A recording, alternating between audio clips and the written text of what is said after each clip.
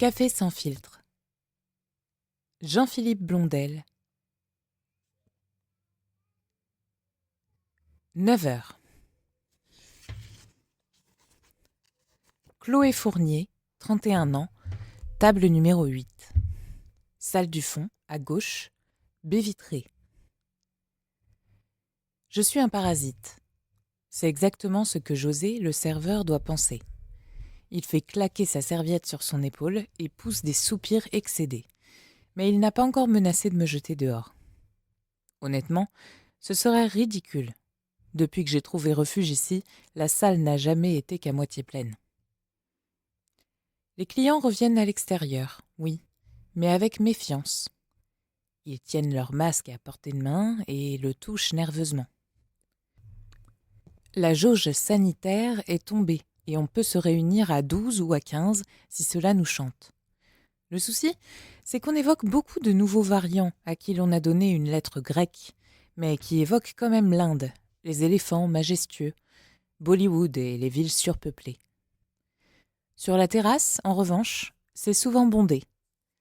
On a compris qu'on ne risquait presque rien à l'air libre, que les gouttelettes s'envolaient au gré du vent et qu'elles n'allaient pas contaminer nos épidermes. Elles sont déconfinées, elles aussi, et immatérielles.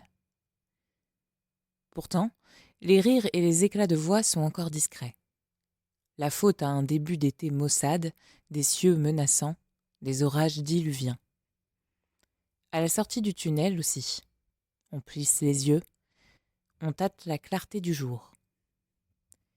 Les différents couvre-feux nous ont habitués à nous comporter en souris domestiques. Nous trottinons, chez nous, la nuit, sans pointer notre museau à l'extérieur.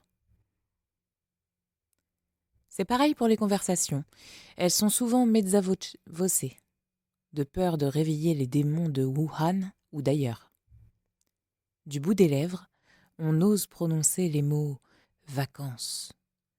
Mais on l'accompagne d'une moue qui signifie que, comme l'an dernier, ce ne seront pas des congés habituels. On attend de voir. On attend tous de voir. Sauf moi. Assise sur ma banquette en sky, je n'attends rien. J'observe la façon dont les hommes et les femmes se comportent. Ceux qui s'accueillaient à bras ouverts se touchent maintenant l'épaule ou le biceps, osent parfois laisser s'attarder une main sur la peau de l'autre, puis retirent furtivement leurs doigts et cherchent mentalement où ils ont bien pu fourrer leur bouteille de gel hydroalcoolique. De temps à autre, nos regards se croisent. Ils se rendent compte que je suis en train de les fixer et ils se déplacent de quelques centimètres. Je les mets mal à l'aise. Puis, ils remarquent les carnets, les crayons, le gros stylo plume et ils respirent à nouveau. Une artiste. La satisfaction de pouvoir me placer dans une case. Ah, les arts, la culture, ce sont des domaines qui ont le plus souffert pendant les 2 années, hein ? Brutalement coupés du public et de leur unique source de revenus. Comment allons-nous survivre à cette période ? Pour un peu, il me donnerait 1 ou 2 euros accompagnés des mots de compassion et d'encouragement. On est tous avec vous. On y croit. Je me demande ce qu'ils retiennent une fois qu'ils ont détourné le regard. L'image qui s'imprime sur leur rétine. Une trentenaire, des cheveux plutôt courts, raides, d'un brun tirant vers le noir. La couleur des yeux ? Vert, bleu, marron ? Non, vraiment. Ça, ils n'y ont pas prêté attention. De même qu'à la corpulence, ce qui doit signifier qu'il n'y a rien de bien particulier de ce côté-là. Surtout qu'elle était assise, vous comprenez.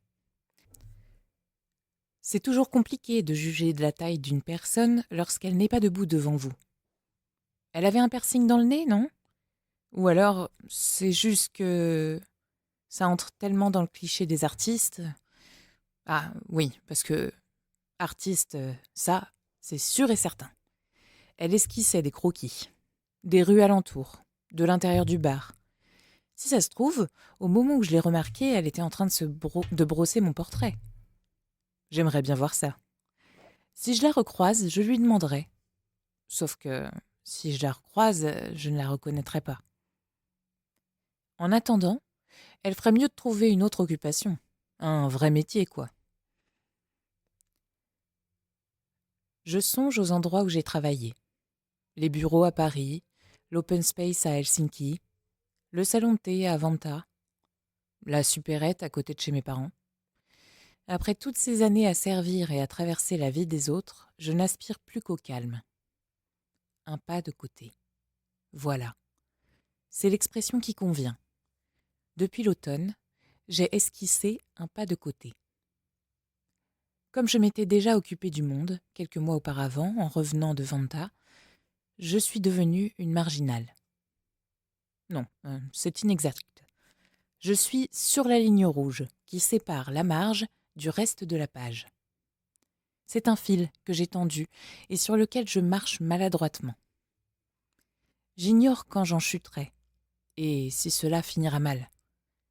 Surtout, cela ne m'intéresse pas pour le moment. Ce qui me captive, ce sont les autres. Tous mes congénères qui avancent, timorés ou bravaches, certains d'avoir vécu la période la plus intense de leur existence au cours de ces différents confinements et qui redécouvrent un monde qu'ils prenaient pour acquis.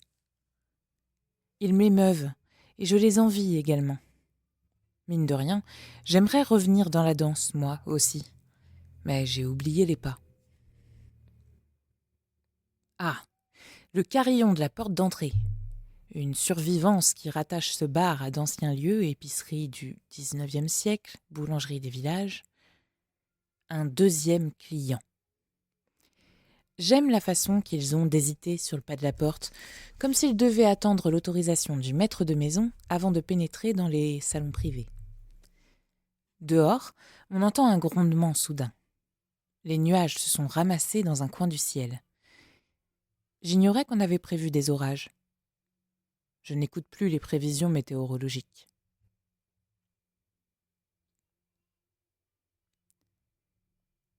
Thibaut de Tressan, 57 ans, table numéro 2. Première rangée, à droite, baie vitrée. Je déteste être le premier au rendez-vous, et pourtant j'arrive systématiquement en avance de 5 ou 10 minutes sur l'heure prévue. La faute à mon père. Il travaillait à la SNCF et il nous obligeait toujours à respecter les horaires. Ce qui signifiait globalement rester planté plus de 20 minutes dans la salle d'attente de la gare ou sur le quai, le temps que le train daigne se montrer. Je revois ma mère, hiératique, dans son impair beige avec son chignon et son tailleur, tandis que son mari devisait avec ses collègues sur la plateforme. Personne ne s'occupait de moi. On savait que j'étais obéissant.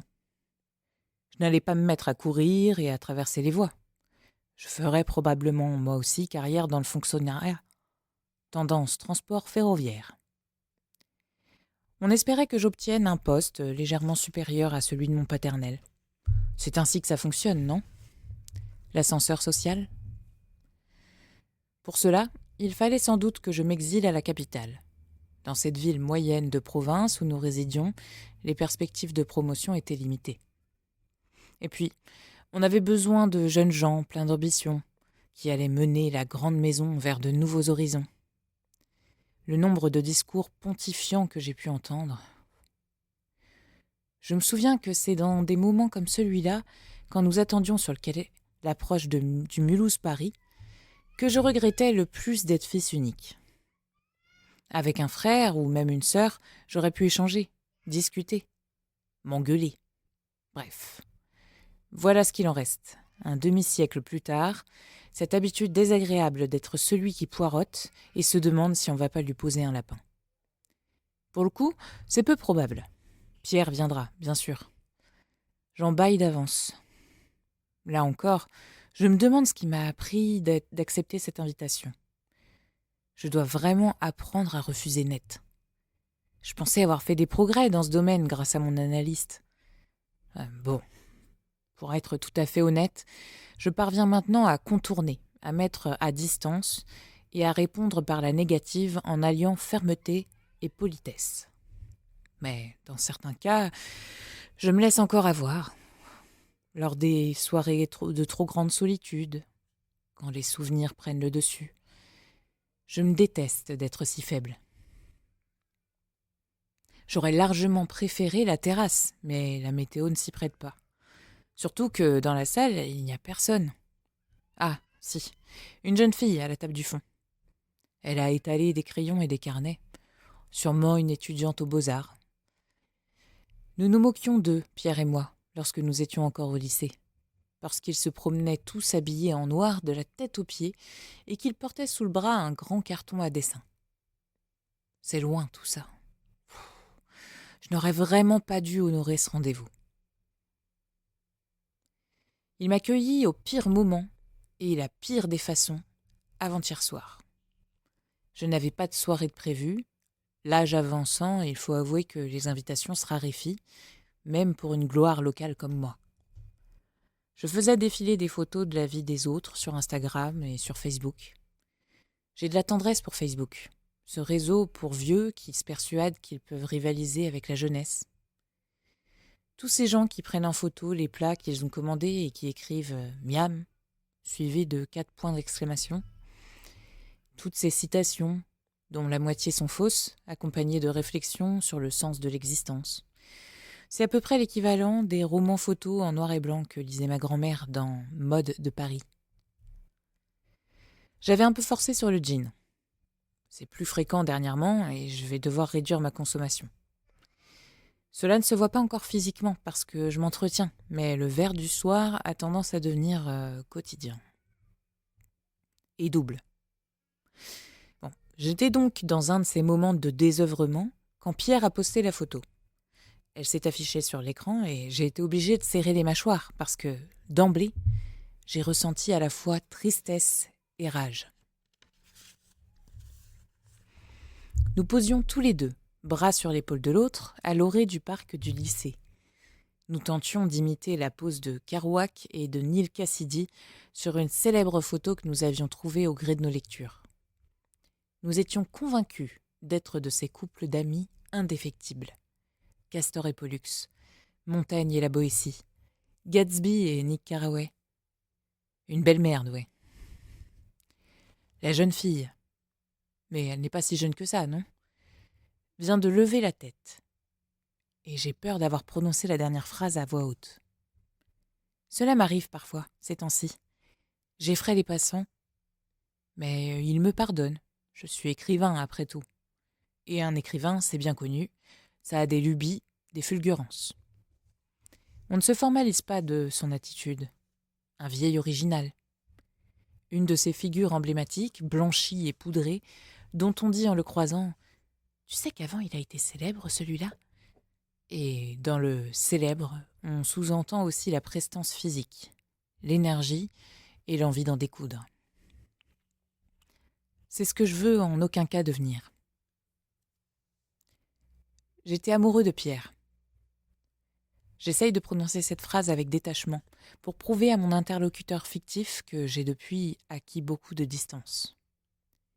Je tente surtout de me convaincre que c'est de l'histoire ancienne, comme les pulls camionneurs, les 45 tours et les badges que nous chérissons. Je ne me séparais jamais de celui de Bowie, en Ziggy Stardust, trouvé dans une friperie lors d'un voyage scolaire à Paris. J'étais amoureux, mais c'est une phrase que je n'aurais pu prononcer à l'époque.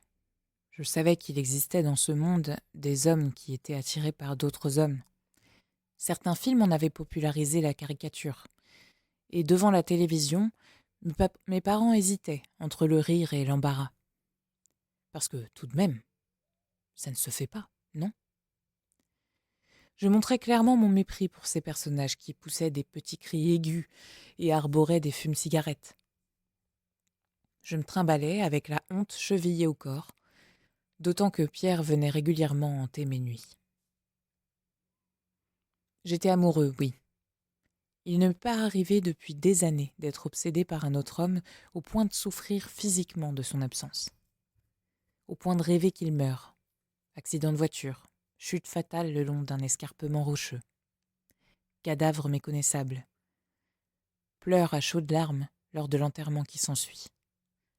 Promesse de ne jamais oublier et de devenir le héros du héros défunt. Quelle honte. Cette fois-ci, c'est le serveur qui lève la tête. Je souris dans le vague.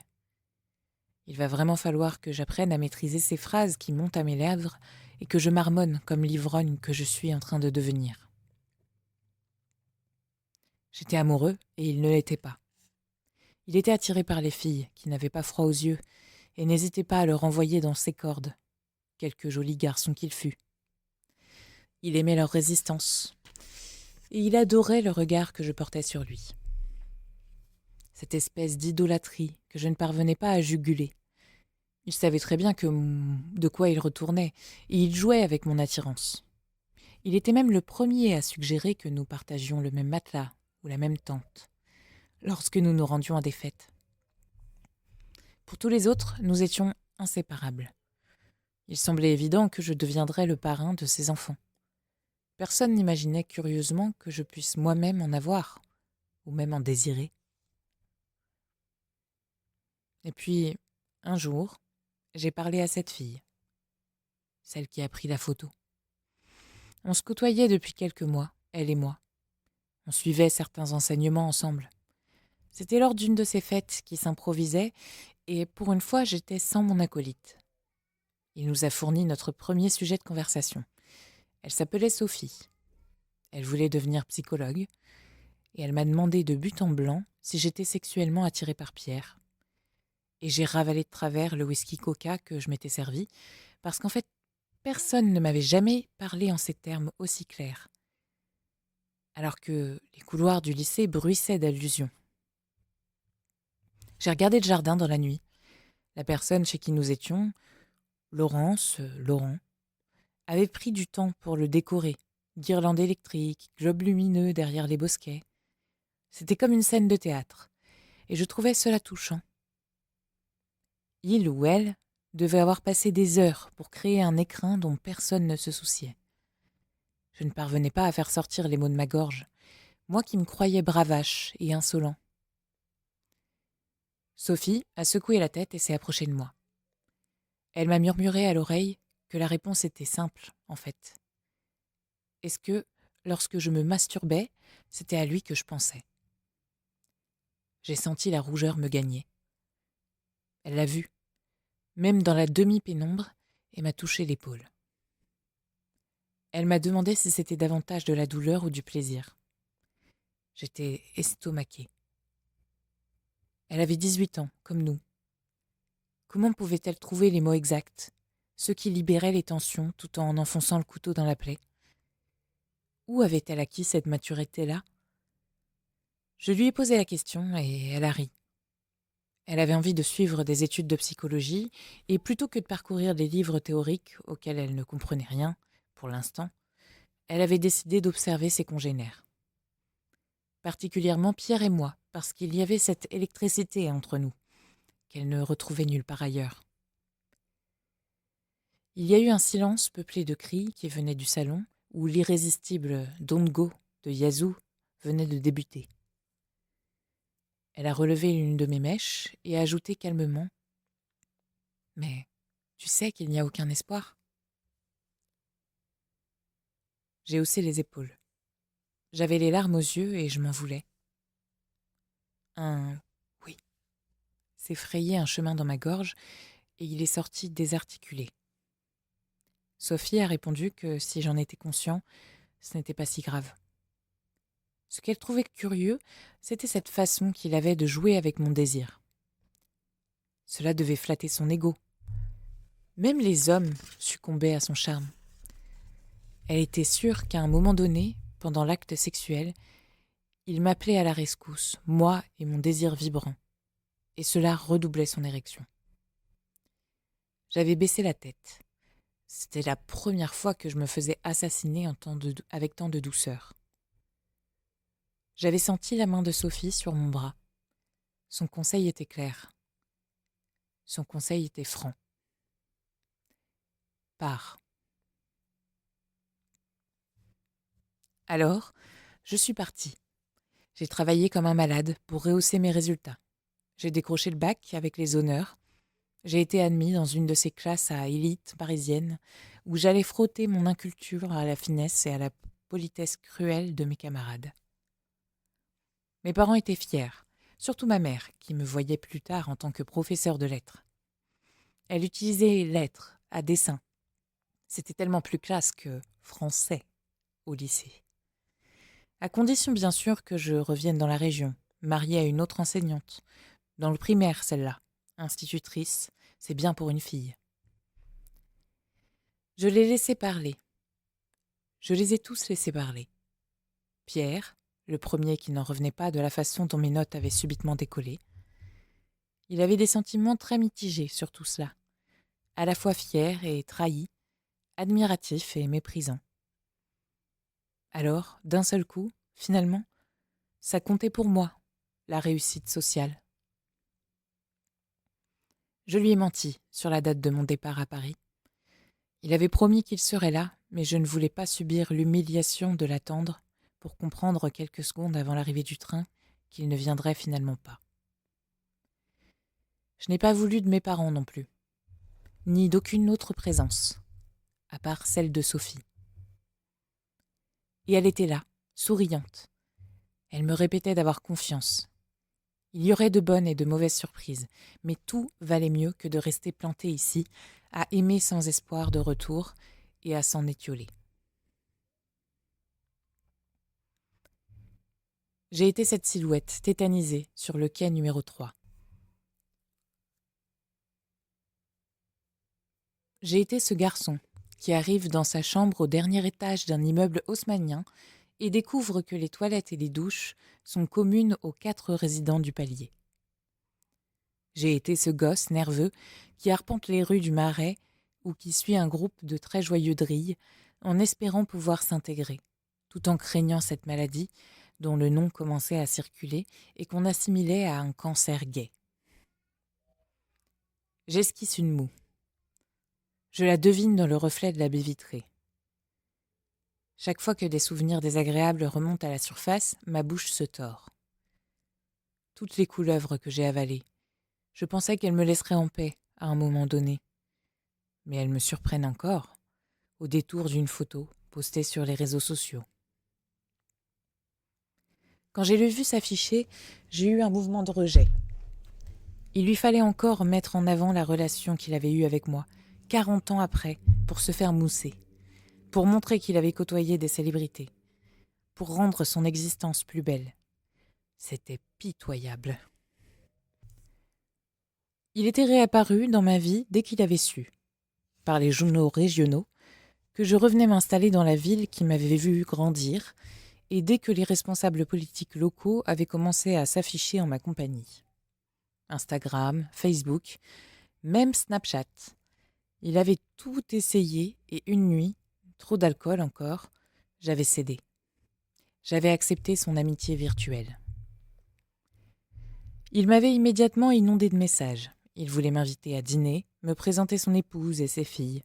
Enfin, quand elle serait là, puisque maintenant elle poursuivait de brillantes études, une en médecine et l'autre en ingénierie. Il souhaitait aussi évoquer ce temps que nous avions passé ensemble et qui lui semblait encore si proche. Cela avait été une période merveilleuse. Il avait du mal à s'en détacher parfois. Il radotait et ses filles levaient les yeux au ciel en soupirant que, oui, cette anecdote-là, il l'avait déjà racontée. Ha ha ha. Bien sûr, il était très satisfait de sa vie et il avait visité beaucoup de pays pendant ses vacances. Il avait un poste enviable dans les assurances. La Croatie, par exemple, lui avait beaucoup plu. En revanche, il n'était finalement jamais allé aux États-Unis, sans doute parce que nous nous étions promis de l'effectuer tous les deux ce séjour, ce fameux voyage à New York avec toi. Je lisais cette diarrhée verbale et j'hésitais encore entre l'apitoiement et l'atterrement. Je suis hypermnésique. C'est souvent déstabilisant pour ceux qui me côtoient parce que je peux me rappeler des détails très précis et très intimes. La trace d'une cicatrice, la couleur d'un pantalon porté un jour donné, la teinte du ciel un soir de fête au bord de la Seine. Lorsque j'étais encore au lycée, je ne savais pas quoi faire de cette mémoire encombrée de détails sans importance. Liste des numéros 1 du hit parade depuis 1977, ordre exact des chansons du 33 tours Face de Cure, nom des différents prix Goncourt des 10 dernières années. J'aurais voulu me débarrasser de l'inutile pour être capable de vivre pleinement le moment présent, mais je n'y parvenais pas. J'ai compris plus tard, quand j'ai commencé à écrire des romans, à quel point cette mémoire grenier pouvait m'être utile. Je n'avais pas besoin de me lancer dans des recherches, de consulter des journaux ou de compulser de vieux albums de photographie. Tout était là, prêt à l'emploi. Et je peux jurer que nulle part, dans aucun des recoins de mon cerveau, il n'y a la moindre référence à quelconque voyage à New York avec Pierre. C'est un tel cliché. Au fur et à mesure des années, en entendant à la radio la chanson de téléphone, il a dû se persuader que nous avions voulu, nous aussi, connaître cette expérience. Une grosse approximation, chronologique. L'album où figure ce morceau est sorti alors que j'habitais déjà à Paris depuis 3 ans et que je n'avais plus aucune nouvelle ni de lui ni des autres. Ce n'est pas moi qui avais coupé les ponts. Au départ, j'envoyais des lettres. J'avais renoncé au téléphone. J'étais gauche et emprunté au bout du fil. Je racontais ce que je vivais, en l'édulcorant beaucoup. Je passais sous silence les moments de désespoir intense et les abîmes de solitude dans lesquels je me trouvais souvent, pour ne garder que les anecdotes qui pourraient éventuellement donner envie à Pierre de me rejoindre ici, après son diplôme de technicien supérieur. En réponse, j'ai eu droit à 2 ou 3 cartes postales bâclées et sans intérêt. J'ai vite compris que Pierre et ceux qui gravitaient à ses côtés étaient passés à autre chose. Et là, soudain, des décennies plus tard, l'avalanche de messages. Je suis d'abord restée de glace devant des invitations. Il avait envie de me faire découvrir tel ou tel restaurant qui n'existait pas à notre époque, ou tel bar où les quinquagénaires étaient encore les bienvenus la nuit, double smiley. Je l'imaginais expliquer à ses collègues de travail qu'il me connaissait depuis la nuit des temps, que nous étions tout le temps fourrés ensemble, à l'adolescence. L'un d'entre eux, goguenard, a sans doute mentionné ma sexualité, dont je n'ai jamais rien caché, une fois émigré à Paris.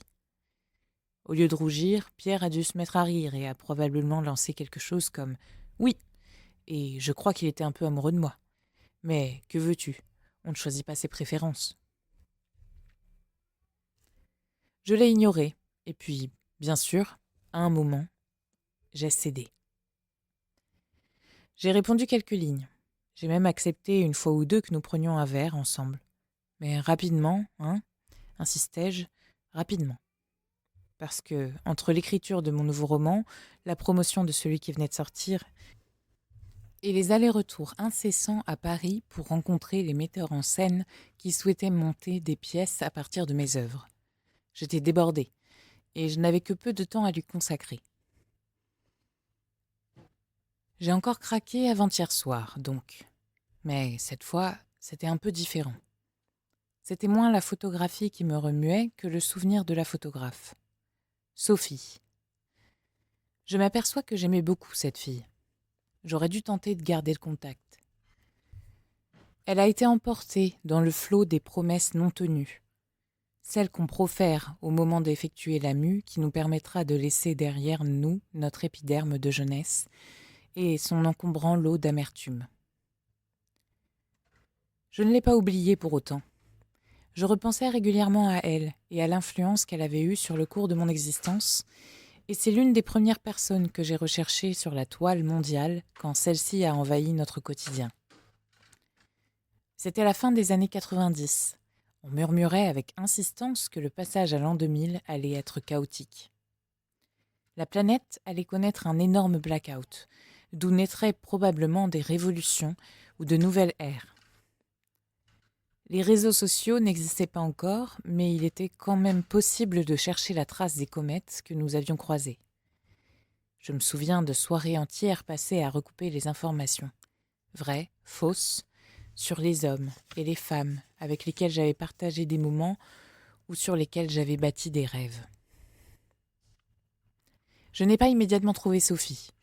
Je me suis d'abord dit qu'elle était probablement mariée et qu'elle avait changé de patronyme, auquel cas toute enquête aboutirait à une impasse. Et puis, j'ai pensé à sa sœur cadette, que j'avais entreaperçue 3 ou 4 fois et que j'avais consolée le soir de cette fameuse fête. Elle pleurait, car aucun des amis de Sophie ne la prenait au sérieux. On la traitait comme une enfant, ce qu'elle était, du reste. L'écouter se plaindre et ronger son frein m'avait distrait de ma propre peine.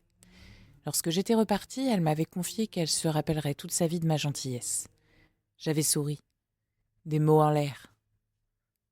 J'avais tort. Son prénom était resté dans un coin de ma mémoire, Virginie. Apparemment, elle appartenait au personnel administratif d'une faculté parisienne de sciences. Elle y détenait même un poste à responsabilité. À côté de son nom, un portrait où je pouvais deviner la trace de la gamine qu'elle avait été et une adresse électronique. J'ai joué avec l'idée de la contacter pendant quelques semaines, et puis un soir, j'ai envoyé quelques lignes sibyllines. Je m'excusais d'emblée, le procédé de demander par son intermédiaire des nouvelles de sa sœur n'était pas très élégant. Il se trouvait, mentis-je, que j'étais récemment retombée sur une des photographies de cette époque antédiluvienne, où nous vivions, tous, dans la même ville, et j'avais eu envie d'avoir des nouvelles de mes fantômes. Sa sœur en faisait partie. Et elle aussi, mine de rien, avec cette discussion que nous avions eue tous les deux à propos de la frustration d'être considérés comme une quantité négligeable, alors qu'on rêve de devenir partie intégrante d'un groupe. C'est un sentiment que j'avais souvent éprouvé au cours de mon existence, et chaque fois, je pensais à elle et à la rage qu'elle avait exprimée cette nuit-là. Le message est resté sans réponse pendant quelques semaines, et je me suis rendue à l'évidence. Soit je ne m'étais pas adressée à la bonne personne, soit Virginie n'avait pas envie d'évoquer les années écoulées. La nostalgie est un sirop dangereux, et rares sont ceux qui ont envie de s'y noyer. Presque un mois plus tard, néanmoins, j'ai vu s'afficher le nom de Virginie. Elle écrivait en un paragraphe court mais dense qu'elle avait mis du temps à me contacter parce qu'elle ne me comprenait pas ce que je cherchais, au fond, et qu'elle ne voyait pas comment aborder le sujet. La douleur restait vive. Sophie était morte 3 ans auparavant d'une angine mal soignée. Elle avait un peu de fièvre, elle n'avait pas jugé utile de consulter un médecin pour si peu. Son ex-mari avait la garde des 2 enfants cette semaine-là. Elle avait avalé un antalgique. Dans la nuit, son état s'était brutalement aggravé. Elle pouvait à peine respirer et avait sans doute eu du mal à atteindre le téléphone. Lorsqu'elle était finalement parvenue à joindre les secours, il était déjà trop tard. Elle était décédée à l'hôpital 48 heures après, sans jamais avoir repris conscience. Virginie me donnait des indications pour me rendre sur sa tombe, si jamais j'en avais envie. Elle comprenait que toutes ces informations d'un bloc puissent me heurter, et c'est pour cela qu'elle avait hésité. Peut-être aurait-il mieux valu me laisser dans l'ignorance. Mais elle se souvenait parfaitement de notre conversation, dans le jardin, de certaines phrases tirées de mes romans également. Elle les avait presque tous lus. Elle avait cru se reconnaître dans l'un ou l'autre de mes personnages, mais c'était une illusion commune à tous les lecteurs, n'est-ce pas ? Elle aurait adoré me rencontrer, mais dans l'immédiat, c'était impossible. Elle avait suivi son mari à Taïwan et vivait l'existence oisive d'une expatriée, livrée à elle-même les 3/4 du temps. En tout cas, elle me tiendrait au courant de sa prochaine visite en France et me proposait que nous prenions un café ensemble pour évoquer sa sœur, dont elle avait rarement l'occasion de parler. Son ex-beau-frère et ses enfants avaient coupé les ponts avec toute la famille. Elle ignorait ce que devenaient son neveu et sa nièce. Elle terminait avec un « très cordialement » qui jurait avec le reste du message. Nous n'avons jamais repris contact. Voilà, c'est à Sophie que je pensais, et à sa sœur aussi, quand le cliché est apparu sur mon mur Facebook avant-hier. À cette mort grotesque. Comment pouvait-on encore mourir d'une infection bénigne à la fin du XXe siècle ? À celles qui photographiaient, et non à ceux qui posaient devant l'objectif. Le temps passant, les acteurs m'intéressent de moins en moins, et seule me passionne la mise en scène. On reproche à mes dernières œuvres de privilégier l'intrigue au détriment des personnages. On a sans doute raison. Je n'ai pas réfléchi avant-hier soir, j'ai liké. Quel étrange mot pour cet anglicisme qui s'est immiscé dans nos conversations, cette dernière décennie. J'ai bien aimé. Qu'est-ce que j'ai bien aimé dans ce portrait de Pierre et moi, et dans le clin d'œil envoyé d'outre-tombe par la jeune fille qui avait changé le cours de mon existence ? De l'autre côté de l'écran, bien sûr, Pierre a frétillé de joie.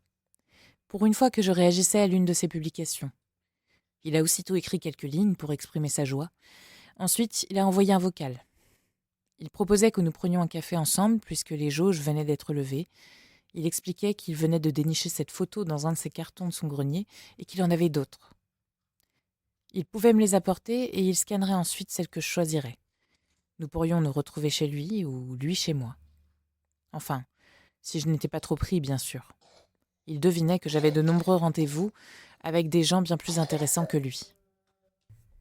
Je ne sais pas si c'est cette dernière phrase, ajoutée après un léger soupir, qui m'a fait craquer. J'ai toujours eu un faible pour ceux qui avouent leur défaite. Alors, j'ai répondu par écrit. Je déteste ces vocaux qui poussent les utilisateurs de téléphone à tenir leur appareil à l'horizontale et à faire profiter les personnes alentour de leur conversation. J'ai suggéré un bar, en terrasse si possible, puisque c'est plus rassurant pour tout le monde avec ces histoires de variants qui se remettaient à circuler. J'ai inventé un lendemain très occupé, avec diverses rencontres déjà calées et impossibles à déplacer. Mais j'ai lancé une perche pour le surlendemain, jeudi, le Tom's. Je passais devant tous les matins et je me promettais de m'y arrêter un jour. La terrasse était large et agréable, des arbres la protégeaient du soleil, une fontaine coulait à proximité, et puis il y avait la place de l'église Saint-Urbain à quelques mètres de là. Pas le centre névralgique de la ville, mais presque. Plutôt vers 9h, à l'ouverture. On y serait certainement plus tranquille. Comme je m'y attendais, il a acquiescé à tout. C'était une excellente idée, ajoutait-il. Lui non plus n'était pas familier du Tom's, ce serait l'occasion. L'occasion de quoi, je me le demande encore. Je n'avais pas prévu la pluie qui commençait à tomber de rue. Je n'avais pas prévu non plus qu'il ne serait pas à l'heure. Je n'avais pas prévu que je serais le seul client, à part la souris grise au fond qui me lance des regards furtifs. Encore une qui a reconnu mon visage mais ne sait pas bien où me situer. Ami de mes parents, commerçant, homme politique local. Je m'assis à la première table sur la gauche. La banquette n'est pas très confortable. Je me colle contre la vitre. L'averse qui s'abat est impressionnante. Au moins, je suis à l'abri. Lorsque le serveur s'approche, je commande un thé, Earl Grey, avec une rondelle de citron, s'il vous plaît. Merci.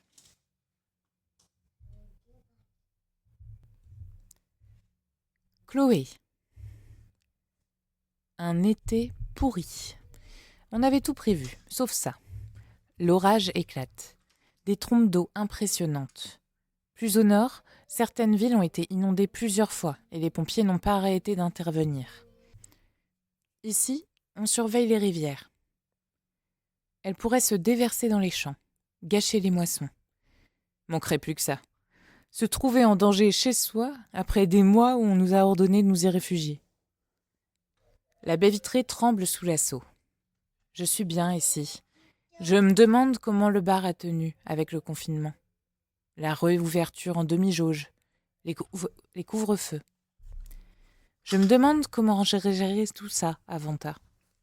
Mais peut-être qu'en Finlande, les règles ont été moins strictes. Je n'ai pas suivi. J'ai pris le moins de nouvelles possible. Il me reste des noms.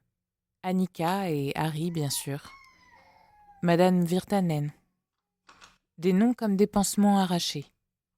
Non, je ne regarderai pas la blessure. Ça ne sert à rien.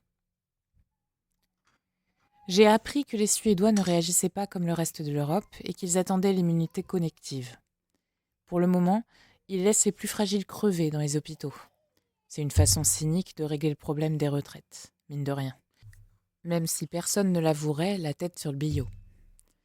La sélection naturelle version Grand Nord. Soit tu es né pour surmonter les épreuves de la vie arctique, tu es grand, vigoureux, en bonne santé et tu refuses de te plaindre, alors tu mérites de survivre. Soit tu es d'une autre trempe, et dans ce cas, bonne chance. Qu'on ne s'y trompe pas, j'ai adoré vivre à Vantaa, à côté d'Helsinki. J'ai même cru que j'allais y passer le reste de mon existence. Je n'avais pas prévu de reprendre l'avion début mars l'année dernière pour revenir ici, avec ma valise rouge, pour m'isoler pendant des semaines dans la maison de mes parents. Enfin, de ma mère, puisque mon père est mort, il y a 10 ans maintenant. Enfin, de presque personne, puisque aujourd'hui ma mère habite dans le sud avec un apiculteur rencontré sur Mythique. Ma mère a hésité à la vendre. Elle m'a demandé mon avis, bien sûr. Je n'en avais pas.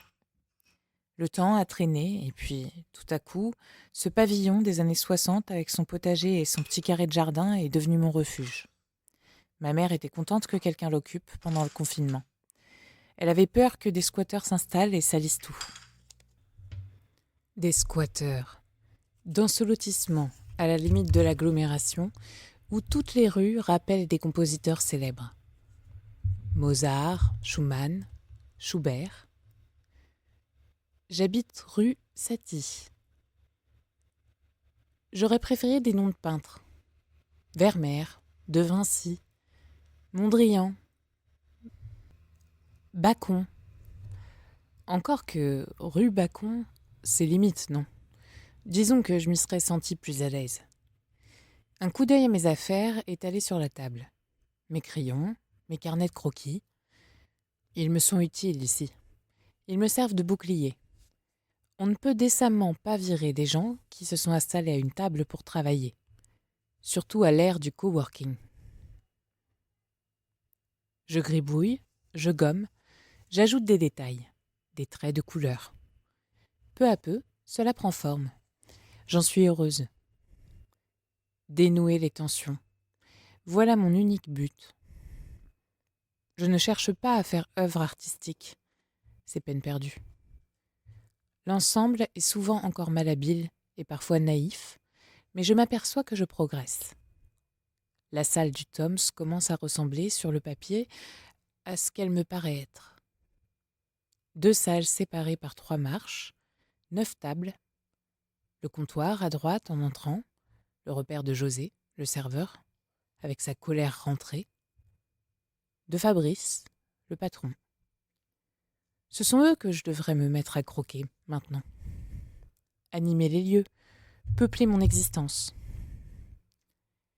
Fabrice, je le connais depuis le collège. Nous étions en classe d'espagnol ensemble. Il était très doué. Il passe souvent un peu plus tard dans la matinée et reste jusqu'au soir. Il ne m'a clairement pas reconnu et m'a à peine adressé la parole. J'aimerais dessiner la jeune fille qui vient aider à la cuisine le midi. Je crois qu'elle s'appelle Ifemelou. Elle a un front magnifique. Hier, elle cherchait des recettes de dessert. J'ai eu envie de lui glisser celle des gâteaux que je confectionnais à Vanta. Mais non. Inutile. Autre histoire. Autre géographie. Je ne veux pas penser à tout cela. Je n'ai pas envie de redevenir celle que j'ai été, et je n'ai aucune idée de celle que je pourrais devenir. Je suis prise depuis 1 an et demi maintenant, dans une sorte de présent suspendu, dont je n'arrive pas à m'extraire. Je m'imagine parfois coincée dans un avion, figée à 10 000 pieds.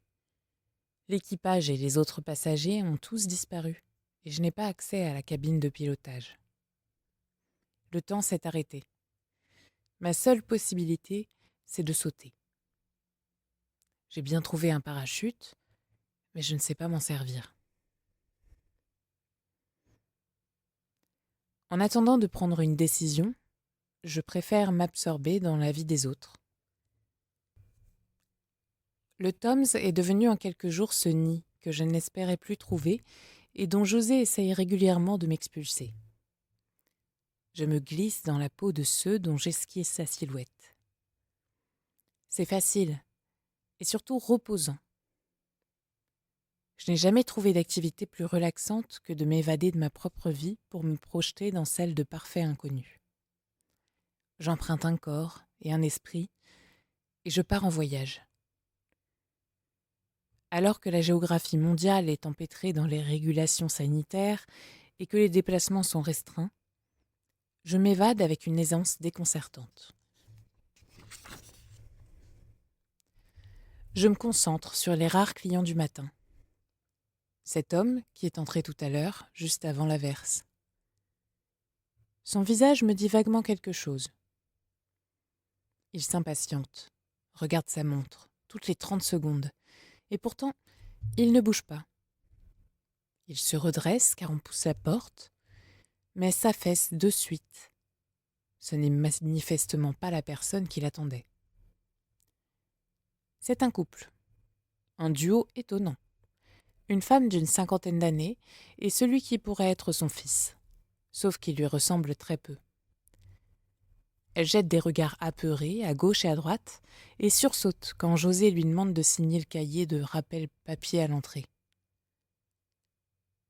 Ses cheveux dégoulinent dans son cou et dans son dos, et elle réprime un frisson. Elle n'a pas ou plus l'habitude de venir dans des endroits comme celui-là. Le jeune homme, lui, est dans son élément, et il rit de la mésaventure qui vient de leur arriver. Il croyait éviter l'averse, mais paf! Les nuages ont crevé avant même qu'ils aient eu le temps de dire ouf. Il note rapidement ses coordonnées sur le registre, puis pousse discrètement celle qui l'accompagne vers la table vide la plus proche. Le numéro 3 y est gravé sur une petite plaque de bronze. Il retire son masque et interpelle le serveur. L'appelle par son prénom, demande si le patron est dans le coin, puis répond à sa propre question en se forçant à rire. Bien sûr que non, il doit encore traîner au lit, ha ha ha. Heureusement que José est là pour faire tourner la boutique. José ne relève même pas la tête. L'autre continue, heureux d'entendre sa voix résonner dans la pièce, fier d'occuper cet espace plutôt réservé aux conversations mezza voce. Il s'adresse enfin à la femme qui s'est assise très droite sur la banquette après avoir pendu son imperméable au porte-manteau. J'espionne leur conversation. « Tu prendras quoi, maman? Un thé vert? Ah, moi, ce sera un café. Un double, même. Bien besoin de ça quand on voit la saucée qu'on vient de se prendre. » Noir. Pardon? Le thé. Noir. Breakfast, s'il y a. José opine du chef, discrètement. Il va apporter un coffret en bois dans lequel seront rangés et classés des quinzaines de sachets de thé, et elle choisira. Elle me donne envie tout à coup. Moi aussi, je commanderais bien un thé. Une grande théière. Pas un de ces récipients ridicules en fer dont le contenu remplit à peine une tasse et sur lequel on se brûle les doigts. Non. Une vraie grosse théière, en porcelaine, auprès de laquelle les heures défilent. Je le doute qu'ils aient cela en stock. C'est une erreur. C'est en partie en leur offrant ce genre de service à l'anglaise que j'ai fidélisé ma clientèle. Ma clientèle? Le mot me fait sourire. Sourire, puis grimacer. Comme chaque fois. Non, vraiment. Arrête de ressasser. Se détacher. Prendre un crayon à la place. Peaufiner les détails. Voilà, très bien.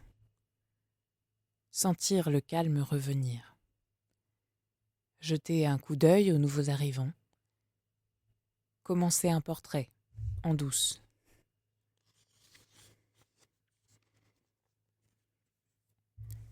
Guillaume, 25 ans, table numéro 3. Noir? Tiens, j'étais persuadée qu'elle ne buvait que du thé vert. Mais c'est vrai que, dernièrement, elle prend un malin plaisir à brouiller les pistes. Si on m'avait dit ça, ma mère, originale, ma mère changeant de goût, ma mère différente. Il y a incompatibilité entre les termes. Un oxymore. Voilà, c'est comme ça que ça s'appelle.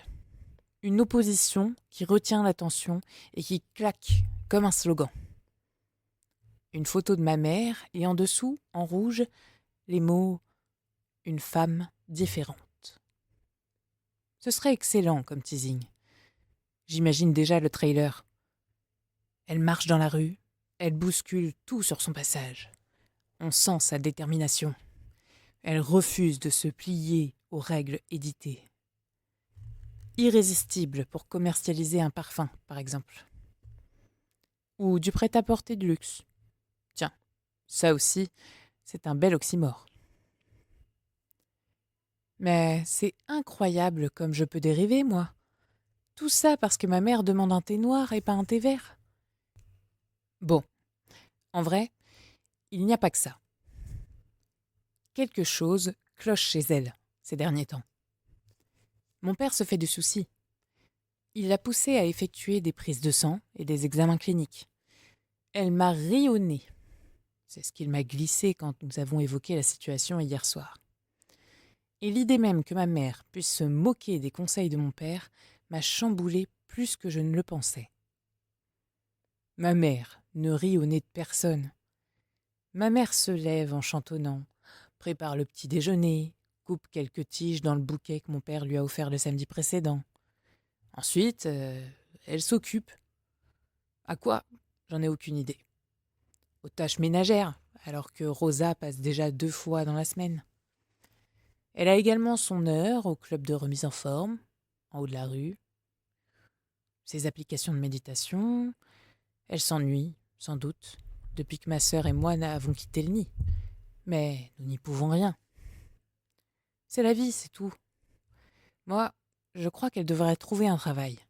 Un truc à mi-temps dans un magasin de déco où elle pourrait prodiguer des conseils avisés.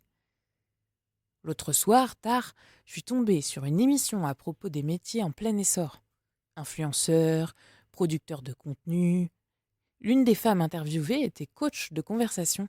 En fait, elle organisait des séminaires où elle expliquait à ses clientes quels sujets aborder lors des dîners qu'elle organisait, de façon que les invités repartent en ayant l'impression d'avoir vécu un moment merveilleux. Coach de conversation. Voilà bien un métier qui ne conviendrait pas à ma mère. Elle s'assure à chaque repas que rien ne manque à personne, mais elle ne prend jamais part à la discussion. En y réfléchissant bien, je m'aperçois que je ne sais même pas ce qu'elle pense sur les 3/4 des sujets. Si ça se trouve, elle vote même pour la France insoumise désormais. Je ne peux m'empêcher de réprimer un sourire et elle lève les sourcils. Elle attend que je lui fasse partager la raison de ma bonne humeur. Je vais broder. Je sais être charmant. Je le suis d'ailleurs. Prévenant, poli. Le serveur arrive avec mon double expresso. Celui-là, j'en ai vraiment besoin ce matin. Pourquoi souris-tu? Pour rien, maman. Je me demandais juste depuis combien de temps nous n'étions pas venus au café tous les deux. Jamais, je crois. Déjà, nous y allions rarement quand vous étiez petits. Et puis, chaque fois, ta sœur nous accompagnait. Elle va bien? Justine? Oh, oui. Ton père ne t'a pas prévenu qu'elle serait probablement là pour le déjeuner? Il aurait préféré qu'elle vienne ce soir pour la grande réunion de famille avant le grand départ, mais apparemment elle avait quelque chose d'autre de prévu. Je sens mes lèvres s'étirer. Ma sœur. Un poème. Nous nous évitons cordialement depuis des années. Nous n'avons pas les mêmes centres d'intérêt. C'est la phrase que nous servons à tous ceux qui s'étonnent du peu de contact que nous entretenons. Généralement, nous ajoutons un « c'est comme ça, on n'est pas obligé d'être très proches » dans les fratries. Et nos interlocuteurs murmurent un assentiment.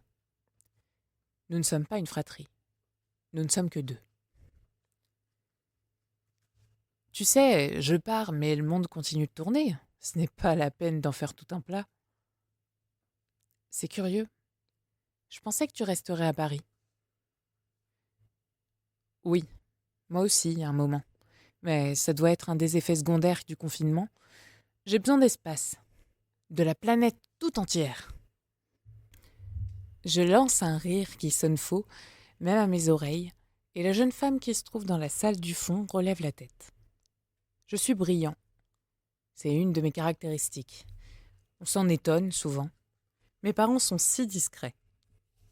Ma mère rappelle souvent qu'une partie de ses aïeux venait du sud-ouest. C'est plutôt à cet archétype-là qu'on me rattacherait.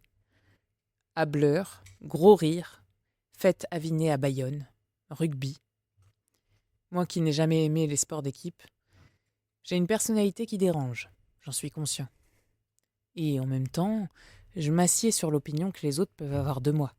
Après tout, jusqu'ici, je m'en tire pas trop mal.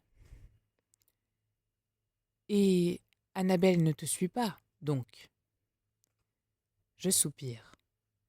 Je le regrette immédiatement parce que ma mère prend son air pincé, mais je n'ai pas envie de m'étendre sur ce sujet-là. Ce qui me surprend, c'est que ma mère s'abaisse à un mea culpa qui ne lui ressemble pas. Désolée, ce ne sont pas mes affaires. J'imagine que c'est un autre effet secondaire du confinement. Je l'aimais bien, Annabelle. Mais une mère ne doit pas s'attacher aux conquêtes de ses fils. C'est une grossière erreur. Maman, Non, laisse. En fait, je n'ai pas tellement envie de revenir là-dessus à quelques heures de ton départ pour le Canada. Son regard s'attarde sur les tables, le bar, l'homme qui vient d'entrer et qui salue de loin celui qui l'attend, près de la baie vitrée. Son visage me rappelle quelqu'un, mais qui? Maman pérore. Elle dit que c'est joli ici, que c'est tout neuf ou presque. Elle suppose que les propriétaires ont dû profiter du confinement pour redécorer. Je réprime un bâillement. Je n'ai pas bien dormi. L'ambiance chez mes parents est irrespirable. Maman continue sur sa lancée. C'est le tour des banquettes maintenant. Apparemment, c'est LA faute de goût ultime. Le revêtement sky, une horreur. Et d'un inconfortable. C'est incroyable que les propriétaires ne se rendent pas compte. Soudain, au détour d'une phrase, Lucie. Je tends l'oreille. Le danger, selon mon père, est là. Mais non. Maman glisse dessus. Elle explique maintenant que ce lieu lui rappelle son enfance. Tous les dimanches matins, elle allait à la piscine avec grand-père. Ensuite, il l'emmenait toujours boire une menthe à l'eau au même bar, tenu par une grande rousse. Je me suis longtemps demandé s'ils couchaient ensemble. Je repose mon café un peu trop précipitamment. Du liquide brun se déverse dans la soucoupe vert foncé. Mon père a raison. Son comportement est différent. Ma vraie mère n'aurait jamais rapporté dragot ni utilisé des mots comme coucher. J'hésite sur la réponse à donner. Mais elle poursuit son soliloque et quand elle parle, c'est comme si elle déployait ses ailes. Elle redresse le buste, aventure son bras droit sur le dossier de la banquette et s'autorise même un sourire en coin. Je suis retournée dans ce café quand j'étais adolescente, une fois, mais tout avait changé. Il n'y avait plus trace de la grande rousse ni de ses 2 serveurs à l'air benêt à qui elle donnait des ordres. Quand tu es enfant, tu crois que le monde ne bougera pas. Et puis, tu grandis. Et un jour, tu te retrouves dans un décor qui n'a plus rien à voir avec les images que tu avais en tête. Lucie dit que c'est très bien comme ça, parce qu'il n'y a rien de pire que l'immobilisme. Moi, je suis plus réservée. J'aurais bien figé le temps au moment où vous aviez 10 et 7 ans. J'étais bien là. J'étais à ma place. Qui est Lucie ? Une amie. Elle me fixe en prononçant ces mots et elle lance un rire bref. Tu devrais voir ta tête. Oui, j'ai des amis, figure-toi. Bon, je n'ai sans doute pas été très sociable quand vous étiez petit, mais c'est parce que ton père organisait les soirées. C'est lui qui décidait qui venait dîner et même des sujets de conversation que nous aborderions. Moi, j'étais reléguée. Mais ton père utiliserait sans doute le terme « promu » au rang d'organisatrice en chef. Soyons justes. Il n'a pas une seule fois oublié de me féliciter et de se vanter à table d'avoir une épouse parfaite. Je trouvais que c'était une drôle d'expression, mais je ne répliquais rien. Ce n'était pas mon rôle. Et puis, ces repas étaient tellement assommants. J'en sortais avec des migraines atroces, que je ne mentionnais à personne, puisque ton père ronflait déjà quand j'entrais dans la chambre et que, le lendemain, j'étais évidemment la première levée. Heureusement que depuis 1 an et demi, on ne peut plus recevoir personne. Écoute, Guillaume, je t'en prie, referme ta bouche. On dirait un poisson nettoyeur contre la vitre de l'aquarium d'un restaurant asiatique. Je rougis. Je le sens sur mes épaules et sur mon cou. Je suis stupéfait. C'est la première fois que ça m'arrive, je crois. Je viens de me faire remettre en place par la femme qui m'a mis au monde. Je mets quelques secondes à retrouver mon aplomb. Ça ne me dit pas qui est cette Lucie exactement. Ma mère fronce les sourcils, puis me fixe avec une sorte d'effronterie dans les pupilles. En détachant les syllabes, elle répond que c'est une camarade de lycée qui a ouvert une librairie rue Montgolfier. Elle se recule de quelques centimètres et lâche. « Mais, dis donc, tu ne serais pas en service commandé, toi, par hasard ?» À nouveau, je sens le feu qui gagne ma peau. C'est très déstabilisant. Ma voix s'étrangle dans le « pardon » que je lance et qui ne convainc personne. En tout cas, pas la femme en face de moi, qui détourne le regard et secoue la tête. Je cherche vainement une réplique et je m'en veux de n'avoir pas anticipé ses réactions. Cela ne me ressemble pas. Mais au fond, cela ne me ressemble pas non plus d'avoir accepté d'aider mon père quand il m'a demandé de profiter du temps que j'allais passer avec ma mère pour tâter le terrain et tenter de comprendre ce qui se tramait dans son cerveau. C'est elle qui a raison. Les enfants ne devraient pas se mêler de la vie de leurs parents, et vice-versa, une fois qu'ils ne vivent plus sous le même toit. Elle boit une gorgée de thé, esquisse une grimace et poursuit. C'est de plus en plus gênant. Ce que je crois, c'est que ton père a peur que je sois devenue lesbienne. Ce qui, étant donné l'état de nos relations sexuelles, serait un vrai bonheur.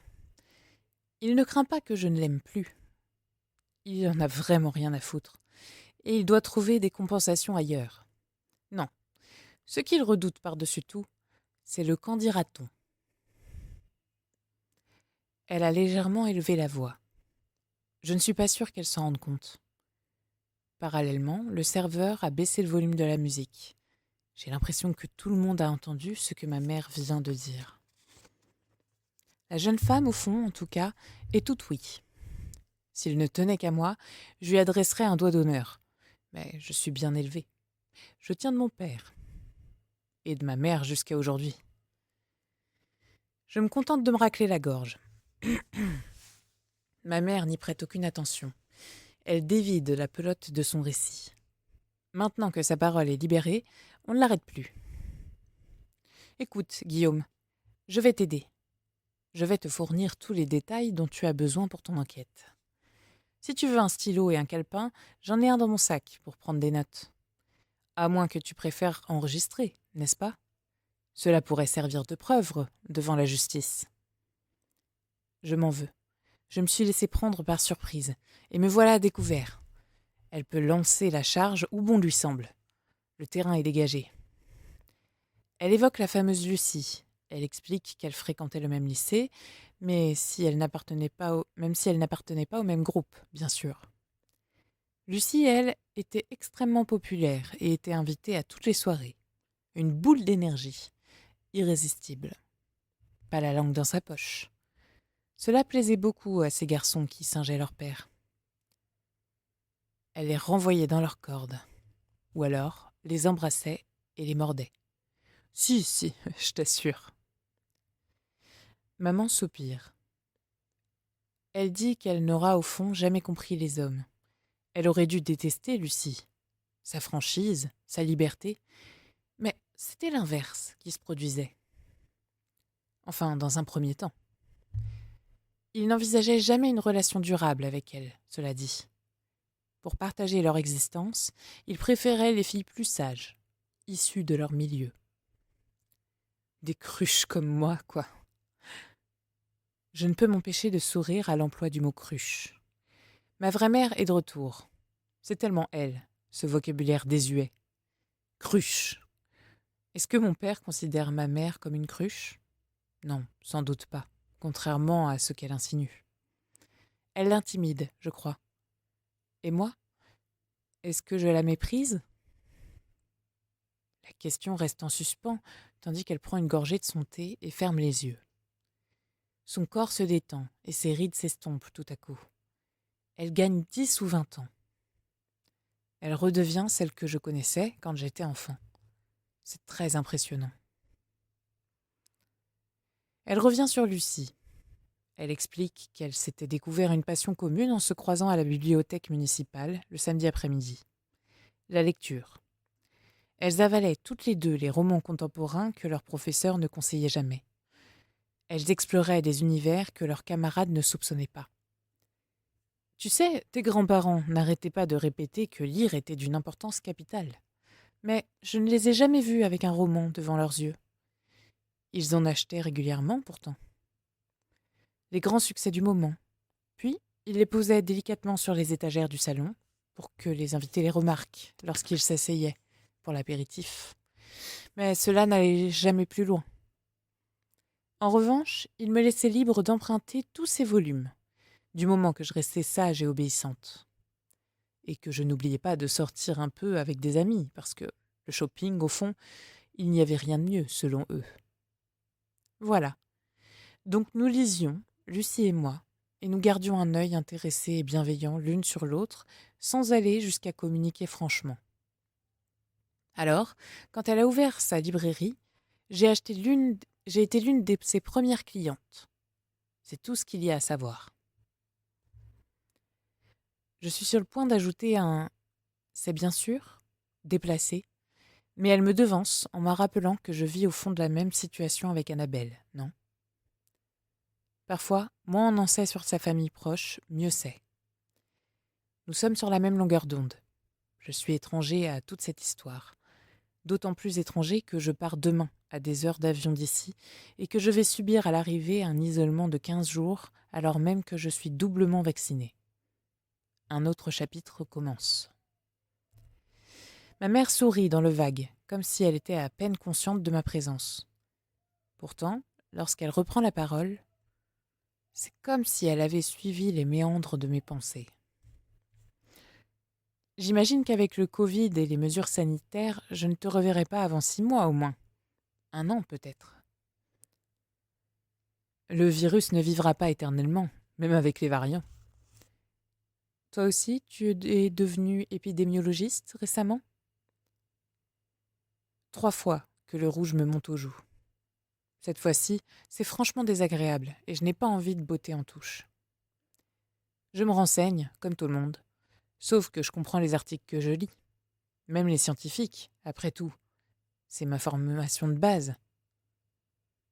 Et tu étais très fière de mes résultats en physique et en biologie. Elle me tapote la main, comme on agirait avec un vieillard ou avec un enfant boudeur. Ne te vexe pas. Ne gâchons pas nos derniers moments ensemble. Tu es adulte. Tu conduis ta vie comme tu le souhaites. L'essentiel, c'est que tu sois heureux. Parce que c'est bien ce que tu es, non? Heureux.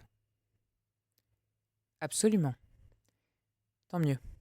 Ah, au fait, la fameuse Lucie dont ton père craint qu'elle ne soit mon amante m'a confié que tu étais au collège avec sa fille, Léa. Ah bon? Léa comment? Longuet. Je laisse passer quelques secondes. Je sens mes mâchoires se contracter légèrement. J'ai peur, un moment, que Léa Longuet ne se matérialise soudain de l'autre côté de la baie vitrée. Mais non. C'est de l'histoire ancienne. Dehors, il a enfin cessé de pleuvoir. Désolée, ça ne me dit rien. Mais des Léa, tu sais, il y en avait à l'appel. Sinon, aide-moi. Puisque tu as repéré ma panoplie d'espions, qu'est-ce que je raconte à papa? Tel que je le connais, il doit déjà être sur des charbons ardents. Elle soupire, avale une gorgée de thé, mais grogne, parce qu'il est froid, et que ces petites théières, vraiment, c'est insultant, vu le prix qu'on paie. Tu lui annonces que je vais bientôt demander le divorce? J'espère seulement que nous allons pouvoir régler ça à l'amiable. Surtout que toi et ta sœur, vous êtes majeurs et vaccinés, même contre le Covid, alors bon. On va se passer des avocats, n'est-ce pas? Je suis soufflée. Elle scrute mes réactions. Elle n'en perd pas une miette. Décidément, tu as tendance à rester facilement bouche bée ces temps-ci. Il ne va pas falloir que tu te comportes comme ça dans l'entreprise où tu arrives. Sinon, ils vont penser qu'ils ont recruté un abruti. Je laisse passer la remarque désobligeante. Je pense à mon père, à la famille, à l'avenir. Mes idées s'entrechoquent. Mon cerveau est un champ de bataille. Mais comment tu vas faire, financièrement? Oh, ça, ne t'inquiète pas. L'apprentie de Lucie s'en va rejoindre son amoureux à Clermont-Ferrand. Elle va m'embaucher. Et si ça ne suffit pas, je réactiverai mes diplômes de lettres. C'est marrant. Dans cette famille, personne ne semble se rappeler que je suis allée à la fac et que j'ai décroché un master. Enfin, une maîtrise à l'époque. C'est sans doute parce que les lettres chez nous, ça ne compte pas beaucoup, hein? En tout cas, ils cherchent des vacataires dans l'éducation nationale. Et ils ne font pas la fine bouche. L'âge importe peu, du moment que tu as quelques diplômes et que tu es prête à aller au front. Je trouverai bien un moyen de m'en sortir. Et, et la maison? Quoi, la maison? Elle ne va pas s'écrouler, la maison. Si ton père veut racheter ma part pour la garder et l'entretenir, il est le bienvenu. Sinon, bien, nous la revendrons. C'est comme ça que ça se passe normalement, non? Je ne sais pas, je ne suis pas spécialiste des divorces. Pour toi, honnêtement, ça ne va pas changer grand-chose. Tu vas vivre à des milliers de kilomètres. Ton père ira te voir très rapidement. Vous avez toujours eu tellement d'affinités. Moi, tu viendras me rendre visite une fois par an. Tu me trouveras épanouie. Bon, ce sera sans doute un peu plus compliqué pour ta sœur, mais elle est déjà au courant et elle approuve ma démarche. Pardon? Ma mère hausse ses épaules et assène que ma sœur est plus attentive que moi, et bien plus présente, surtout. Elle a apparemment constaté depuis longtemps l'ampleur des dégâts et souffre de voir sa mère traitée avec la plus grande indifférence. Je n'en crois pas mes oreilles. Justine aurait tout de même pu m'informer de ce qui se tramait. D'un seul coup, nous nous retrouvons dans une guerre des tranchées. Les femmes d'un côté, les hommes de l'autre. C'est ahurissant. Je ne pensais pas que nous étions ce type de famille. Je n'ai pas le temps de m'appesantir. Ma mère me signale que, puisque je sers de messager, elle va me charger d'une mission. Elle me laisse transmettre ses intentions à mon géniteur. Je ne devrais pas le faire trop attendre. Il est probablement très impatient de partager mes impressions. Elle restera encore un peu ici. Elle l'aime bien, ce bar, finalement. Elle me remercie pour la découverte. Quand je penserai à elle, désormais, elle aimerait que cela soit dans ce nouveau décor. Sinon, exceptionnellement, elle n'a rien préparé pour le déjeuner. Justine ne se formalisera pas. On grignotera ce qu'on trouvera. Ou bien, on commandera un nouveau restaurant japonais. Elle adore les sushis. À moins que l'envie ne prenne à ton père de se lancer dans la cuisine. Plus jeune, il était très doué, tu sais. À tout à l'heure. Congédié. Comme un laquais. Je sens la fureur qui monte, et je sors en trombe avant de hurler. Demain, je serai partie. Demain, tous ces gens, ma mère, mon père, ma sœur, Lucie et Léa Longuet, n'existeront plus. Corbeille, videz la corbeille.